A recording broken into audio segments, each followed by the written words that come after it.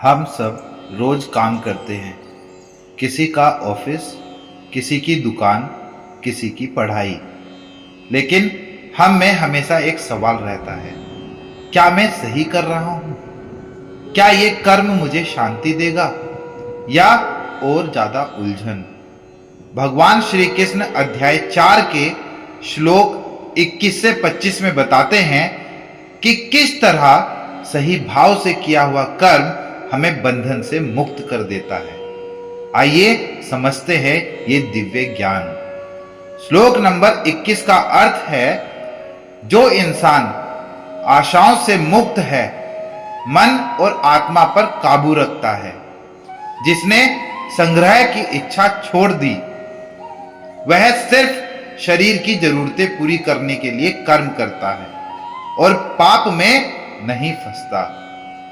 आज ज्यादातर लोग काम सिर्फ डिजायर्स के लिए करते हैं। ज्यादा पैसा, ज्यादा शो ऑफ, ज्यादा लग्जरी।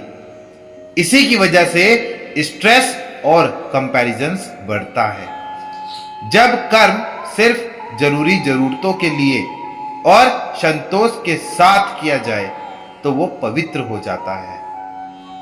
श्लोक नंबर 22 का अर्थ है कि जो इंसान सहज रूप से मिले हुए फल में संतुष्ट है, सुख दुख से ऊपर उठ चुका है और जिसे किसी से ईर्ष्या नहीं है, वह सफलता और असफलता में समान रहता है और कर्म करते हुए भी बंधन में नहीं पड़ता।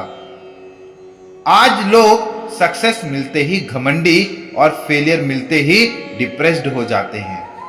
ये उतार चढ़ाव हमें अस्थिर बना देता है। सच्ची बुद्धिमानी है संतुलित रहना, ना ज्यादा खुश ना ज्यादा दुखी। ये संतुलन ही इनर पीस है, अंदर की शांति है। श्लोक नंबर 23 का अर्थ है, जिस व्यक्ति का आसक्ति से संबंध टूट गया है, जो मुक्त है और जिसका मन ज्ञान में स्थित है, उसके सभी कर्म समर्पण बन जाते हैं और उसे बंधन नहीं देते।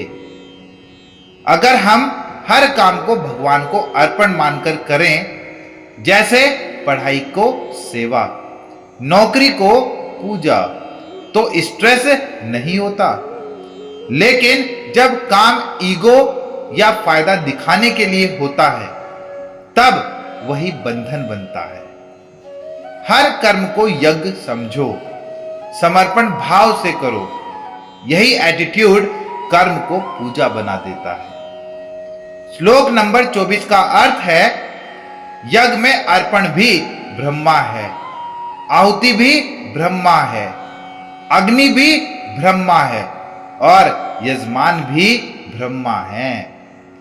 ऐसा भाव रखने वाला व्यक्ति ब्रह्मा को ही प्राप्त होता है।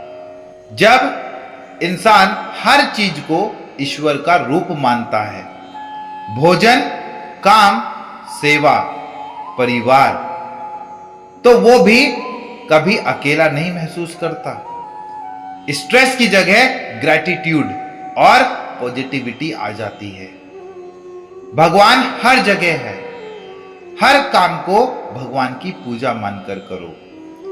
यही सोच इंसान को अंदर से स्ट्रेंथ देती है। श्लोक नंबर 25 का अर्थ है, कुछ योगी देवताओं की पूजा को यज्ञ मानते हैं और कुछ योगी ब्रह्मा में आहुति अर्पित करके यज्ञ करते हैं। हर इंसान की साधना अलग होती है। कोई भगवान की मूर्ति की पूजा करता है, कोई मेडिटेशन करता है, कोई सेवा को ही पूजा मानता है। लेकिन सबका उद्देश्य एक ही है, ईश्वर से जुड़ना। पूजा का तरीका अलग अलग हो सकता है, लेकिन भाव एक ही होना चाहिए। वो है समर्पण और भक्ति का भाव। इन 5 श्लोकों ने हमें एक गहरा संदेश दिया है। कर्म करो लेकिन बिना स्वार्थ के। सफलता असफलता में संतुलन रखो।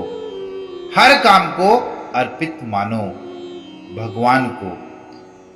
पूजा कई रूपों में हो सकती है, लेकिन असली पूजा भक्ति और निस्वार्थ भाव में है।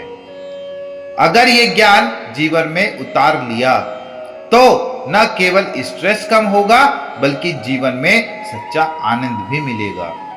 अगर आपको ये बातें अच्छी लगी हो तो कमेंट में लिखिए हर हर महादेव, जय श्री कृष्णा, ताकि ये वाइब्रेशन सब तक पहुंचे।